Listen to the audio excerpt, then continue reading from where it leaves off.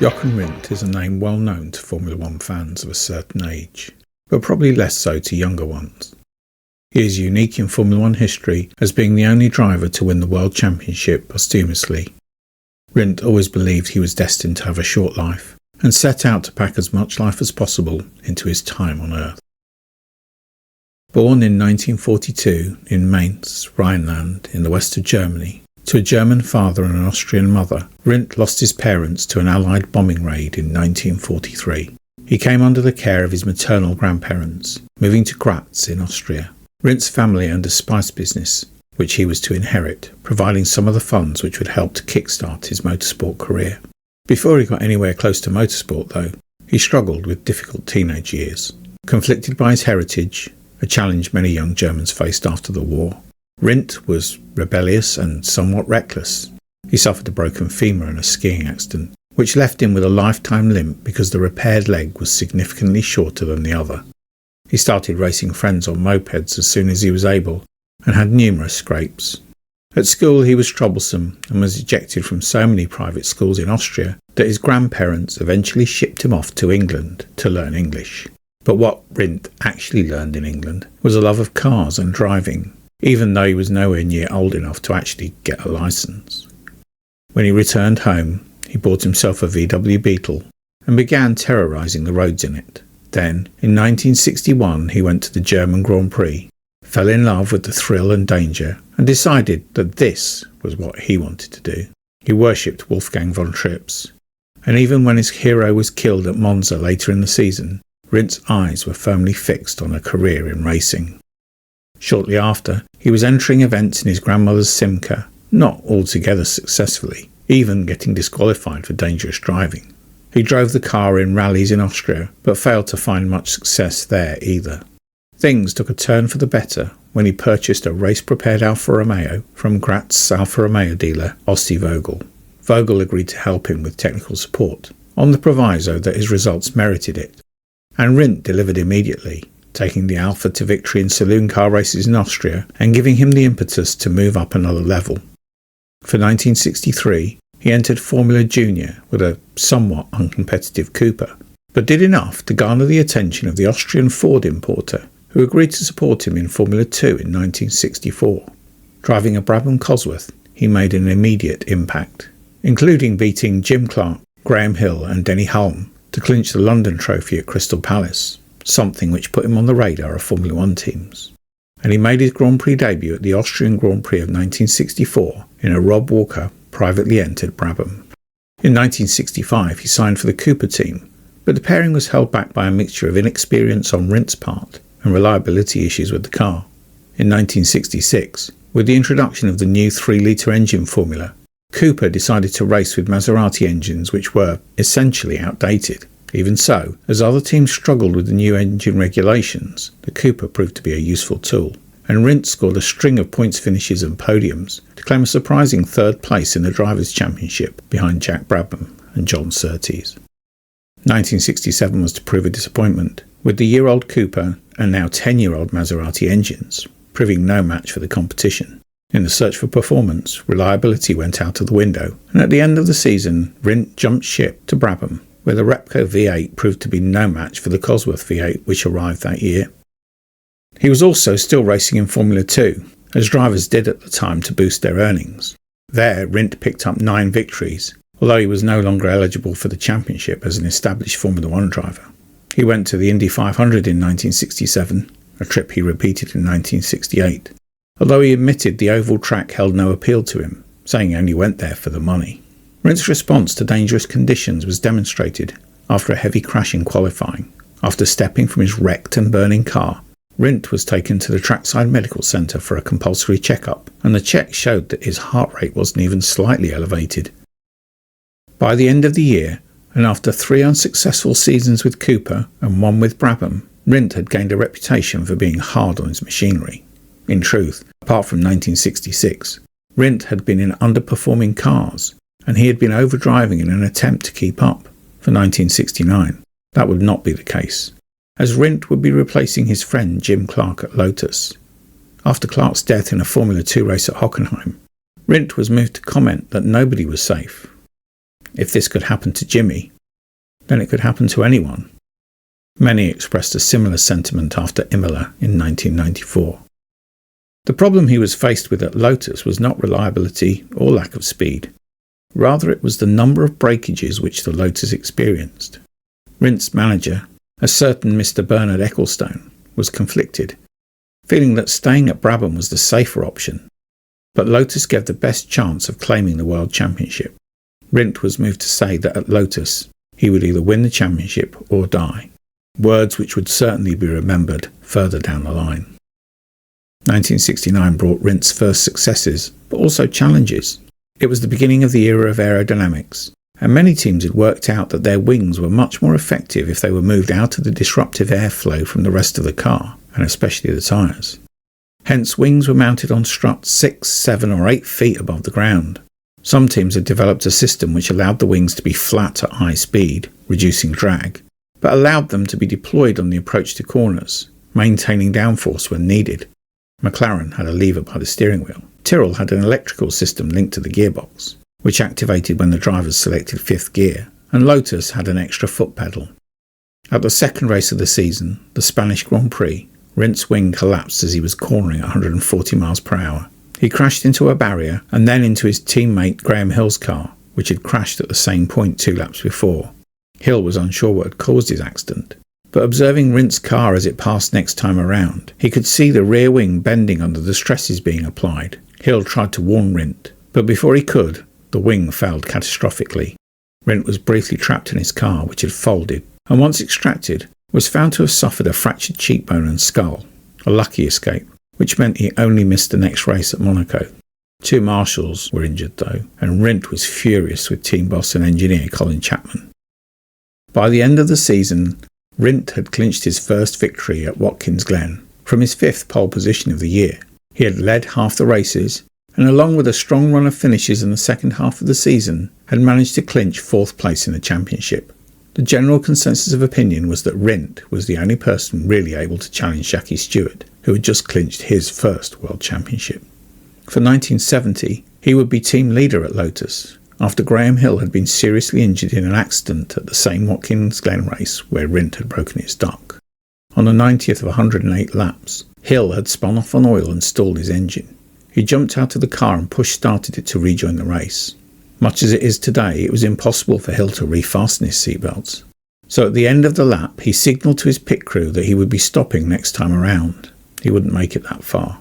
Approaching the end of the back straight, his rear tyre exploded, sending the Lotus off the road into a series of rolls. The unsecured Hill was thrown out, breaking both legs as he was flung away, whilst the car was completely destroyed. In an odd quirk of fate, it is questionable whether the accident would have been survivable if Hill had been strapped in. For 1970, Lotus was expecting to use the new Lotus 72 design. However, on its introduction in Spain, it proved unreliable and slow. Its innovative 4-wheel inboard brakes and torsion bar suspension hadn't been fully sorted, and a suspension failure in practice persuaded the team to revert to the Type 49 from the previous season. At the next race in Monaco, Lotus stuck with the 49, despite having to use tyres designed for the newer car, which made the 49 unstable. Rindt could only qualify 8th, but by a combination of problems for other drivers and some brave overtaking, he had climbed to 2nd place by the 62nd lap, with 18 remaining to the checkered flag. He was 9 seconds behind triple world champion Jack Brabham, who had been comfortable in the lead since Jackie Stewart's retirement from the race. Rindt began to cut the gap with each lap, and starting the last lap he was almost on Brabham's tail. Into the very last corner, Brabham, perhaps distracted by a backmarker ahead of him, took a tight line into the gasworks hairpin, locked up his brakes on the dusty side of the road and slid into the barrier, handing victory to Rindt. At the next race in Belgium, Rindt was once more forced to abandon the Lotus 72 for the 49, this time after a lower wishbone had failed. But by the next race, the new car seemed to have been sorted and Rindt took pole position and race victory, but lost his close friend Piers Courage, who died in a fiery accident during the race. At the next race in France, Rindt's car suffered a steering failure, adding to a catalogue of problems stretching back to the previous year's Spanish race, and validating the concerns Bernie Ecclestone had voiced when Rindt joined Lotus. Rindt raced the 72 anyway, and claimed his 3rd victory of the season. There had been a contretemps in the Lotus pits after the steering failure though, with Rindt furiously threatening to kill Chapman and car designer Maurice Philippe if another failure were to occur. Rindt then took the 72 to a fortuitous victory at Brands Hatch, when Jack Brabham ran out of fuel on the last lap. It was an uneventful weekend as far as failures go, but Rindt was initially disqualified from the race when his rear wing was found to be too tall. However, after review, his victory was reinstated later in the evening. The next race was supposed to be at the Nürburgring for the German Grand Prix. However, after inspecting the circuit, and with the death of Piers Courage fresh in the mind, Rindt, along with Graham Hill, representing the Grand Prix Drivers Association, demanded that safety measures were introduced to prevent a car leaving the track from crashing into trees or other trackside objects, with disastrous consequences. On what was effectively a public road, running through a forest with blind corners, massive gradient changes and no runoff areas at all, the circuit was clearly not suited to the 1970s Formula One car. As a minimum, Rindt and Hill wanted to have Armco installed right around the circuit. Given the length of the track, that was going to be a financial and logistical challenge for the organisers. The Automobile Club von Deutschland had an alternative option. The Hockenheim ring had recently had its full length protected by Armco, somewhat as a result of Jim Clark's fatal collision with a tree in 1968, so at short notice the race was moved there. Rindt won a full race battle with Jackie Ickx in a Ferrari. 4 victories in a row had taken Rindt to the brink of the championship. The next round was in Austria, the second Austrian Grand Prix, and first at the newly constructed Österreich ring, which Rindt had helped to design. Here, Rindt could take a big step towards sealing the championship by claiming what would be a popular victory on home ground. Rindt raced on an Austrian licence. His German citizenship notwithstanding, he had done much to popularise the sport in Austria. Having taken pole position, it seemed like the dream result was on. However, an engine failure after just 21 laps ended his race, with Ickx winning and Brabham failing to score. Monza in 1970 had yet to be blighted with chicanes. Instead, cars ran straight from the Parabolica to Curva Grande, and the Curva del Vialone had yet to become the Variante Ascari. With only 5 corners and long straights, top speed was going to be a key factor in what was likely to be a slipstreaming race.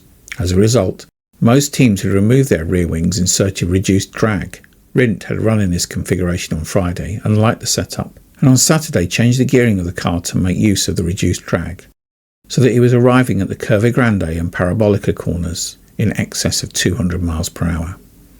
Early in Saturday's practice session, on his 5th fast lap, Rindt braked for the Parabolica at the 200 metre board, and as he did so, the right front brake shaft failed. With the loss of brake force on one wheel, Rindt lost control and the car speared into the Armco on the left of the track, piercing the lower barrier and hitting a support post. Despite the mandatory use of seatbelts, Rindt had refused to use crotch straps on his car, and as a result, with the sudden deceleration of the car after the impact with the support post, he submarined under the waist strap, which sliced his throat whilst the seatbelt buckle tore his aorta. He was officially declared dead in the ambulance on the way from the circuit to the hospital. Lotus withdrew its cars, and the race was won for Ferrari by Clay Regazzoni in only his 5th Grand Prix. With 3 races left of the season, Rindt held a 20-point lead over Brabham and Stewart, with Hulme, Regazzoni and Ickx 2, 5 and 6 points further back. Each could take the title by winning the 3 remaining races. In Canada, with Lotus still absent from the field, Ickx claimed victory over Regazzoni. If Ickx won the final 2 races in the USA and Mexico, he would win the championship by a point. Lotus returned at Watkins Glen, with Emerson Fittipaldi leading the team after being the team's 3rd driver from the British Grand Prix onwards. He would be partnered by Rainer Wessel, making his Grand Prix debut after the team's original 2nd driver, John Miles, refused to drive for Lotus again, citing the many failures of the car and the attitude of Colin Chapman.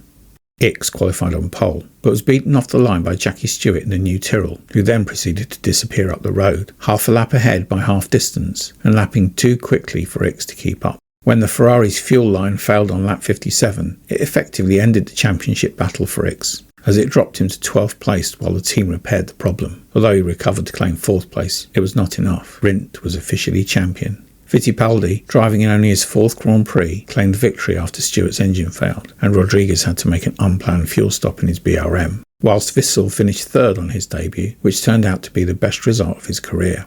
Rindt's wife Nina was presented with the championship trophy by Jackie Stewart at the end of the season. Stewart and Rindt had been fierce competitors and close friends. Their families had holidayed together, and Rindt had become a key member of the GPDA and Stewart's fight for safety measures to be adopted in Formula One. Like Stewart, he faced criticism from other drivers and the press for their desire to make Grand Prix racing safer. It is ironic that his own refusal to adopt those measures were to result in his death.